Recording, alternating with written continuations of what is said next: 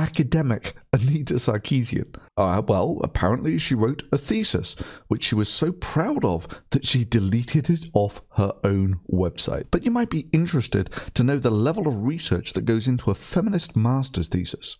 But maybe the funniest thing in her master's thesis is that she's only really got one piece of data to speak of in her entire master's thesis.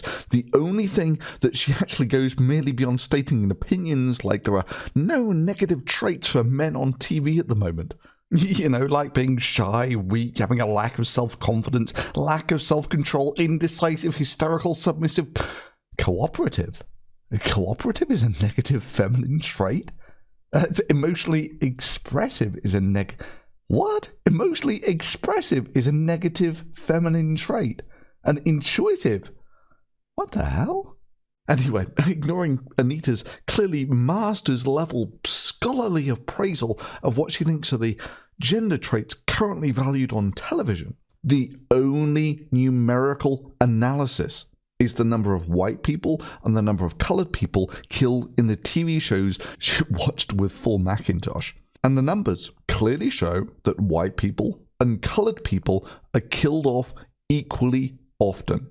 And then she goes on to completely ignore the only data in her thesis to conclude, I dream of a day when it's commonplace for televisions to have strong women who don't subscribe to patriarchal values in order to be celebrated, when people of colour and queer people are not typecast, stereotyped, and killed off more often than their white counterparts.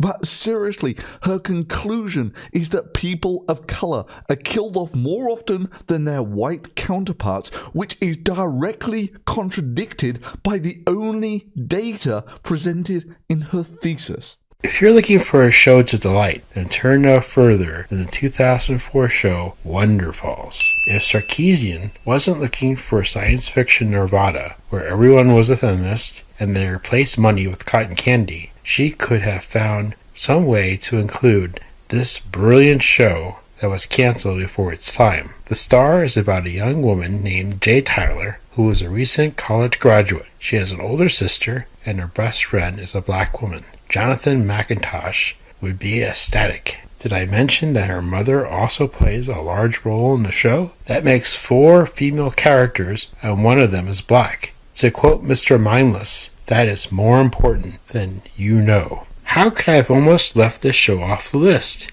It is definitely pure gold. Look it up if you have the chance. One of the best shows ever made, and it is because the acting is good and the writing is better. It's not because a woman plays the lead role, but it works because there is a woman in the lead role, mainly because the writers have created their world and they have written the stories to interact with their characters. Sarkeesian doesn't understand story and character. She looks for superficial reasons that conflict with her worldview. That stories make factual sense is meaningless to her. She even removes characters from their conceptual context in order to critique them. She is not so much a critic as a social crusader. Wonderfalls is too good for her. If she knew it existed, it would undo her whole world. She is like water, and facts are like olive oil to her. I have listed 20 shows with female protagonists. Anita Sarkeesian used far fewer shows in her thesis, and the women characters didn't necessarily star in their own shows. Surely I have a better basis than she did to prove something. Let her try to compare Zoe Washburn from Firefly to Jane Taylor from Wonderfalls. Zoe is not a main character.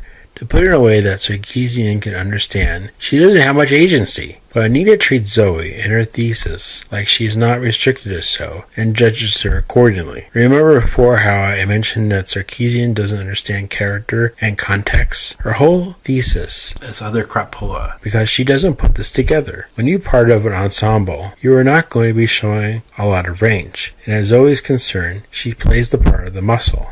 That was the part that was shown. Anita takes characters out of context for her thesis and sees what she wants to see. She seems completely unaware of the unreliable storyteller. A million things could be happening in these characters' heads, and the director, for whatever reason, only shows part of what is really happening. The camera might be focusing on the actions of Zoe right now, but what about 10 minutes ago when it was focused on someone else? At least with the protagonist, the director is obligated to keep this person in frame most of the time. The lunacy of Sarkeesian is displayed in her video when she demands that we give non-playable characters agency and a history. Can't you see her produce a video game where the non-playable character kills the player and takes over the game? Secondary characters don't have deep histories. Their stories aren't that rich. That is why you can't compare Zoe from Firefly with Jay from Wonder Falls. That would be like comparing firewood to a fine dining table.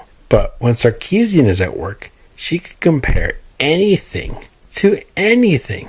And that is when she becomes dangerous and unreliable in her observations, taking moments at the beginning of a show to summarize a character when this said character develops over several seasons and grows a great deal past Anita's first impressions. To say the very least, Sarkeesian will give you the worst character reference. There wasn't much prose in Sarkeesian's thesis paper, though I found the filler to be quite comical and revealing. How else would I know that characters she thought were evil? In the show Battlestar Galactica, for instance, she lists mostly all the Cylons as evil, but they are only evil from the human side. Sarkeesian fails to reason that Cylons believe their side to be good and the human side evil. One woman's terrorists are another woman's rebel fighters. When Luke Skywalker destroyed the Death Star, the Emperor didn't consider him to be a good guy. Sarkeesian cannot seem to understand that Cylons don't die and can respawn. Because she doesn't understand this mechanism, she is unable to follow the story. A non-Cylon character, a female human admiral, Sarkeesian lists as evil, would have to be taken out of context in which she made her decisions to be seen this way. But alas, Sarkeesian is happy to do it. She is like a child forcing puzzle pieces together because she needs them to fit her thesis. How else can you explain her remark that Starbuck is an anti-hero? Clearly, Sarkeesian's judgment needs to be called into question. Being cocky, abrasive, and a loudmouth does not make you an anti-hero.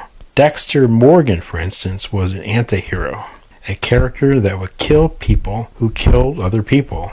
And by day, Dexter worked for the police as a blood spatter analysis. Despite being a killer, he was kind, loving father, friend, and husband.